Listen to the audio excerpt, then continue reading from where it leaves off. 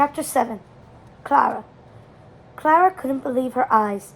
The golden thread had led her through the passageway and into an enchanting winter forest. But where is here? Where is this? She thought. I've been all over London, and I've never seen a forest. And why is there so much more snow here than in the garden? Did it storm again while I was following the string? Could the snow have even fallen that fast? The questions raced through Clara's mind, seeming to echo without answer against the peaceful silence of the forest. The only thing that was certain was that her golden string continued through the thick trees, meaning that Drosselmeyer's gift was still waiting somewhere in the unknown. I suppose there's only one thing to do. Clara took a deep breath and trudged on. She pushed past prickly pine branches, her footsteps crunching in the snow, until the golden thread led her to a clearing. Clara gasped. In the middle of the clearing was a most wondrous sight. A Christmas tree, grand and tall, shimmering with icicles and glowing red berries. How beautiful! Clara scanned the boughs of the tree in astonishment. It's just like Mother used to do in the parlor, except real berries and real icicles. Clara felt incredibly touched. How did Godfather do it? She wondered. It must have taken him ages to decorate this. Enchanted, Clara walked up to the tree and touched one of the berries. Oh, she exclaimed. The berry flitted away. It wasn't a berry at all. It was a candy-colored firefly glowing magically against the night sky. The tiny insect landed on Clara's nose, causing her to look at it cross-eyed. Then it buzzed back into the tree. Delighted, Clara gave the tree a shake. A swarm of luminous fireflies wafted into the air, dispersing into the woods in 1,000 twinkles. Incredible, Clara clapped. With the fireflies gone, the tree was empty now, save for one shiny gold ornament hanging high up on a branch. The ornament had connected to Clara's golden string, and it had a 6-pointed star shape at the end, the key to her mother's trinket box. Clara felt her heart leap. I should have known. She reached up, standing on tiptoes to grasp the key. Her fingers were just about to touch it when, out of nowhere, a scruffy mouse slid down the branch and snatched the key up in its teeth. It scampered away. Hey, that's mine, Clara yelped. But the mouse was off, running deep into the woods. Come back here, Clara yelled urgently. She picked up her skirts and sprinted after the rogue mouse as fast as she could. The little thief was getting away with the present. Her present. The only thing that could unlock the secret of the egg and reveal her mother's final message. Clara's first blistered in the upcoming comfortable party heels Louise had forced her to wear, but she paid them no mind. She had to get that key back. Pine branches scraped across Clara's face, and gnarled roots tripped her up as she ran. She could feel the welts forming on her cheeks, marring the lovely powder Louise had helped her apply. She was certain Louise would yet again scold her upon her return to the party. For heaven's sake, Clara, just look at the state of you. What have you been doing? Clara could almost hear her sister say, but she pushed the thought away. Keeping the mouse in sight was the only thing that mattered. Luckily, its brown fur stood out against the white snow, and Clara followed it like a beacon, not even slowing to catch her breath. The mouse ran all the way to the edge of the forest, and as it burst from the trees, Clara thought for sure she could chase it down in the clear fields. But when she reached the end of the tree line, she gasped and instinctively skidded to a stop. Stretched out before her was a foggy landscape in the shadows. She could just make out the dim shapes of torn-down buildings, crumbling walls, and broken machinery, the ruins of a city, fallen to dereliction, moss and weeds. Clara didn't like this. It didn't feel right. An abandoned corner of London certainly wasn't somewhere her godfather would lead her to. She must have gone off course. After all, the mouse had led her very far astray. But Clara had to get that key back. It was the only way to uncover the final message her mother had left her. At the edge of the ruin stood an ugly, gnarled tree. Its bark hung ragged and decaying along the trunk. Any leaves or foliage were long gone. The mouse sat on one of the barren branches, peering at Clara.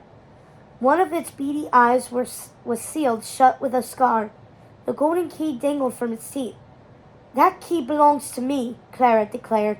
She moved toward the furry thing, but then, ever so slightly, the entire tree wavered. It shifted.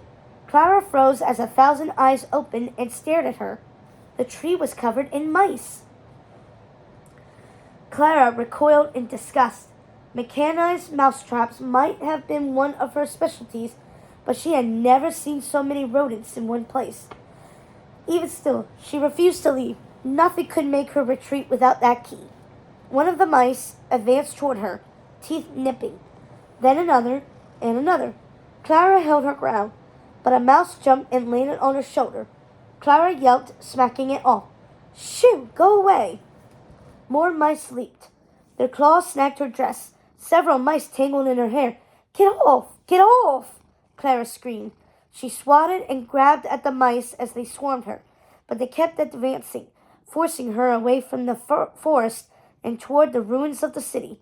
"Please," Clara cried, "I just want my key." Suddenly, the thundering sound of horse hooves echoed in the darkness. A young man dressed in a military uniform galloped out from the fog, sword brandished, head held high. "Have at you," he challenged the mice. The valiant soldier swept, slicing through the writhing mass of mice attacking Clara. The mice screeched in fury, scattering at the sting of the soldier's weapon.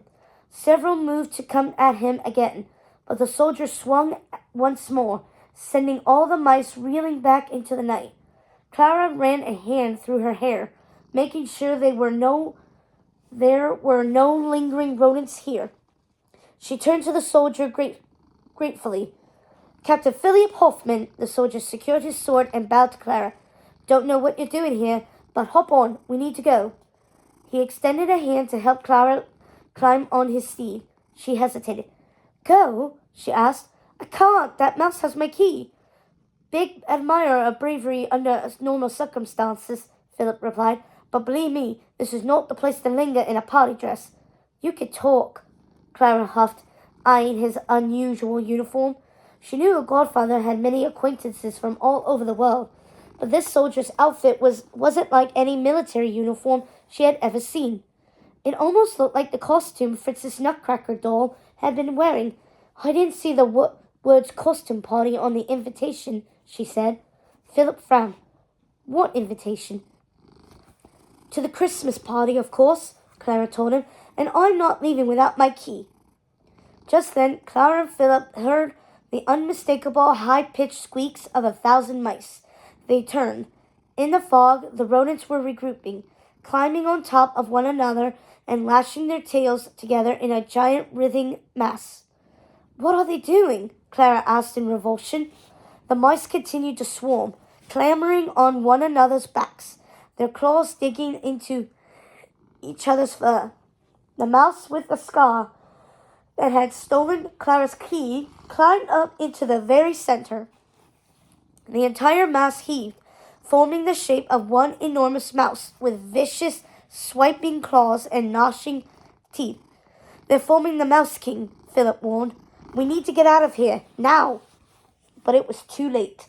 The Mouse King took a hulking step forward, flicking his slithering tail made up of 1,000 beady-eyed rodents.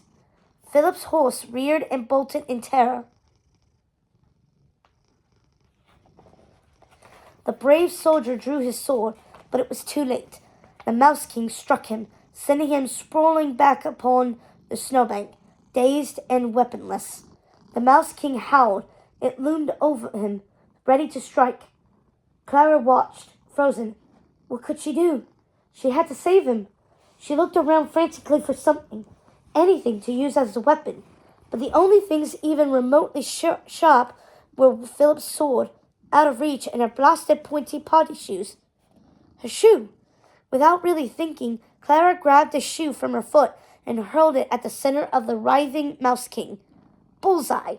The pointed heel struck the scar-eyed mouse, sending it flying. It shrieked in anger as it disappeared into the fog. Clara's key flew from the mouse's mouth and vanished among the city ruins. The enormous Mouse King wavered. Without their central leader controlling it, the mice were off balance. They scrambled and reformed, but the distraction had allowed enough time for Philip to regain his composure. He gripped his sword and sliced fiercely at the creature, until more and more mice were knocked from the group. Disorganized, they retreated into the forest. The last mouse squeaks faded into the trees. Just like that, Clara and Philip were left alone in the silence. Clara retrieved her shoe.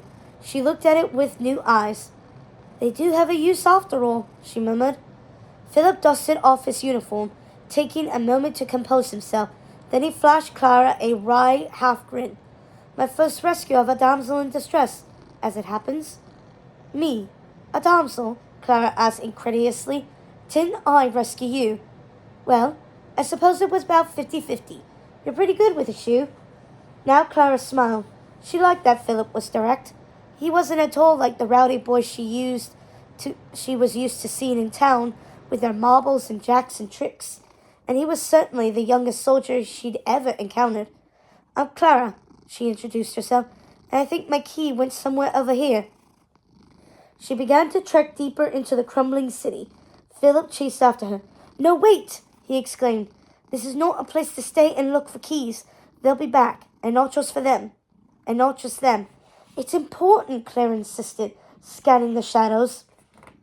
Important enough to risk your life? Philip asked. Clara gave him an odd look. What sort of soldier lets a few mice stop him? A few mice? Philip asked in shock. You're either very brave or you've got no idea what... He stopped, as though a terrible thought had occurred to him. Oh no, you're not from the realms, are you? Clara frowned. The realms? In one swift motion, Philip grabbed Clara and pulled her behind a large crumbling stone. He clamped a hand across her mouth.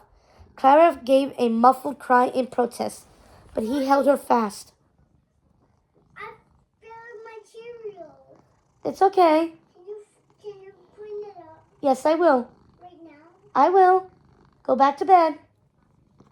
I'm going to keep the door open a little bit. Okay. So Queenie can come in. Okay. Clara was about to struggle when in the distance they heard it. Faint at first, then growing louder. Manic, babbling laughter, as though a dozen horrid jesters were hurtling toward them through the sky. Before Clara could figure out what was happening, an entire swath of dead tree branches looming over the city's remains peeled back, as though pulled aside by a massive creature. Something was looking for them. What? Clara choked out in horror. When I say now, Philip whispered, run for the forest. The thing that had pulled back the trees advanced toward them. It was only then that Clara realized what it was. A hand, an impossibly large white porcelain hand. It swooped down through the fog, missing them by inches. Now, Philip cried. He and Clara bolted from their hiding spot, sprinting for the tree line. The lunatic laughter followed them. Philip raised his fingers to his mouth to let out a shrill whistle, and in a flash his horse came galloping from the shadows. Philip swept Clara up onto its back, and they thundered through the trees. Leaves swirled, branches crashed, and all the while the maniacal laughter echoed at their backs. What is happening? Clara thought, desperately as they rode, the cold wind biting at her skin and causing her eyes to tear. Am I dreaming? How is any of this possible? Philip and Clara rode for a long, long time. Finally, his horse, out of both breath and energy, Philip slowed the steed to a walk. I think we've outrun them, he panted. What was that? Clara asked in disbelief. That was Mother Ginger, Philip replied, a monster who rules the fourth realm, which is why no one ever goes there. You're jolly lucky I noticed you were in trouble from my outpost when I did. What were you thinking, being there on your own? But I was at my godfather's house, Clara insisted. In London. Well, you're not in London now, Philip said. Not in... Wait, stop. Clara hopped off the horse, extremely frustrated. None of this was making any sense. First, those mice, and then Mother Ginger, and now I'm not in London? Philip stared at her, seeming to be a bit lost for words. Yes, he replied simply. Clara shook her head. I'm beginning to think my sister's right, and really am the mad one of the Stolbaum family. Stolbaum? Philip gasped. He suddenly hopped down from the horse and bowed low. Your Majesty, I did not realize you were Marie's daughter. Clara's heart leaped at the mention of her mother. You knew her? She asked, stunned. Of course, Philip said. This is her land. She created the four realms, and if you are her daughter, then we must make haste. You are not safe here. We must hurry to the palace. But, Philip, please, Clara pleaded. I don't understand. What is all this? Come. Philip helped her back astride his horse and spurred it on. I will show you.